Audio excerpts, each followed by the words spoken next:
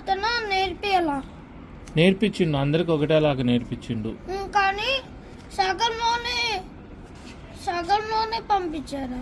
కాదు, పాండవులకు కౌరవులకు విద్యాభ్యాసం మొత్తం పూర్తయిపోయింది.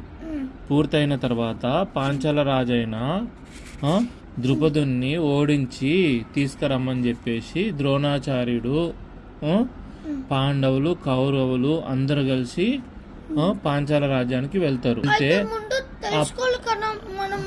వీళ్ళకి వచ్చేసిందో రాలేరా అని. అదే వాళ్ళకి వచ్చేసింది, టీచింగ్ అయిపోయింది. ఇప్పుడు నీకు టీచింగ్ అయిపోయినంత డైరెక్ట్ పంపిస్తే అందరు కష్టపడతారు కదా, అదే ఒకసారి చెక్ చేసుకొని పంపిస్తే. ఏది చెకింగ్ లాగానే ఇప్పుడు అది.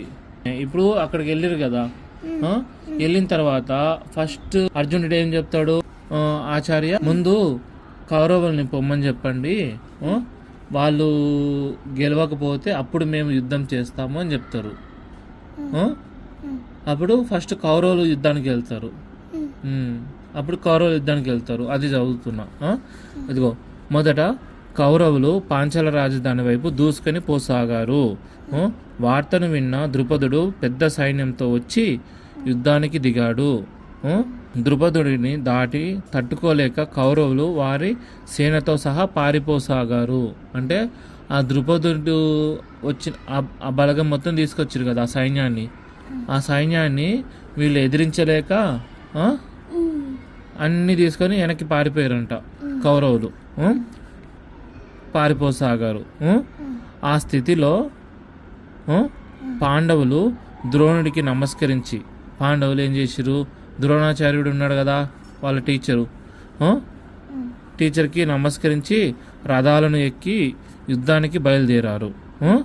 అర్జునుడు ధర్మరాజు యుద్ధానికి రావద్దని వారించి నకుల సహదేవులను తన రథచక్రాలకు రక్షకులుగా ఉండమన్నాడు.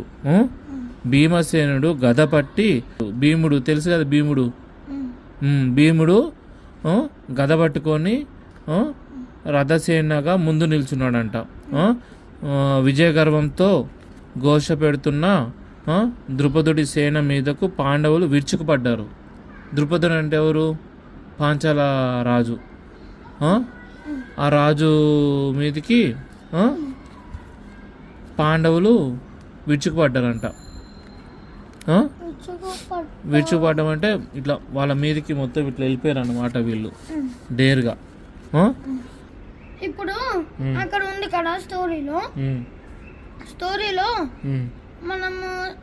మనం ఇప్పుడు సింపుల్ గా నేను 2nd క్లాస్ లో ఉన్నా, డైరెక్ట్ చదువుకొని 3rd క్లాస్ కి డైరెక్ట్ వెళ్ళను, ఎగ్జామ్ రాసి వెళ్తా.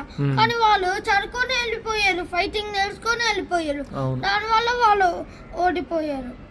అయితే జీవితంలో ఎదురయ్యే పరీక్షలు ముందుగా చెప్పిరావు, అవి ఎప్పుడు ఎదురైనా ఎదుర్కోవడానికి సిద్ధంగా ఉండాలి. కాబట్టి నిరంతరం సన్నద్ధంగా ఉండడమే విజయ రహస్యం. అలా సన్నద్ధంగా ఉండాలంటే అమితమైన సాధన చేయాలి. ఓకే, మామూలుగా అవసరం అనుకునే దానికన్నా ముందు నుంచే ఎన్నో గంటలు ఎక్కువ సాధన చేయాలి. ఆ విధంగా సాధన చేసిన వాడికే గెలుపు దానంతటా అదే దక్కుతుంది. అంటే అర్థమైంది నీకు? ఏ టైంలోనైనా నువ్వు రెడీగా ఉండాలి. చదువుకున్నావు కదా అని చెప్పేసి దాన్ని ఇంకా ప్రాక్టీస్ చేయకుండా వదిలేస్తే సడన్గా ఎగ్జామ్స్ వచ్చినప్పుడు నీకు చదువుకోవడానికి ఆ టైం అనేది నీకు సరిపోదు. అప్పుడు 1 డే ముందు నువ్వు చదువుకొని రాయాలంటే సరిపోదు. అందుకు నువ్వేం చేయాలి, ఎప్పటి నుంచో కొంచెం చదువుతూ ఉన్నావనుకో, ఎగ్జామ్స్ ముందు జస్ట్ రివైజ్ చేసుకుంటే సరిపోతుంది నీకు. ఫైనల్ ఎగ్జామ్స్ అయ్యే కొన్ని రోజుల ముందు ఎన్ని లెసన్లు నేర్చుకుంటే అప్పుడు వచ్చేది. స్కూల్ స్టార్ట్ అయినప్పటి నుంచే నువ్వు రోజు కొంచెం చదువుకుంటా ఉన్నావు అనుకో, ఎగ్జామ్స్ ముందు జస్ట్ ఒకసారి పైన తిప్పి చూస్తే సరిపోతుంది నీకు. ఇప్పుడు నేను స్టోరీ చెప్తుంటే నీకు అన్నీ గుర్తున్నాయి కదా. ఎందుకు గుర్తున్నాయి?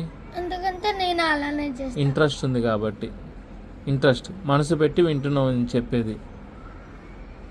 మనసు పెట్టి వింటున్నావు కాబట్టి నేను చెప్పేది నీకు అర్థమవుతుంది.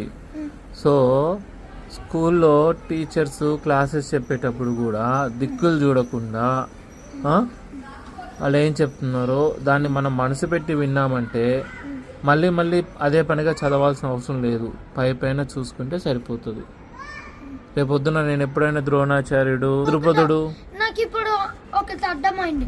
చిన్నప్పుడు మనం స్లోగా నేర్చుకుంటాం, అంటే ఫస్ట్ మనం నేర్చుకుంటూ ఉంటాం, కొంచెం కొంచెం నేర్చుకోవాలన్నా కదా, కొంచెం కొంచెం నేర్చుకుంటూ ఉంటాం. బెడ్ అయినాక మనం అలా ఇవన్నీ కొంచెం 5th క్లాస్ కల్లా మనం ఎగ్జామ్స్ లాగా చేసుకుంటాం. అదే మనం ఆఫీస్కి వస్తే మొత్తం చేసేస్తాం ఒక పనిగా. అవును.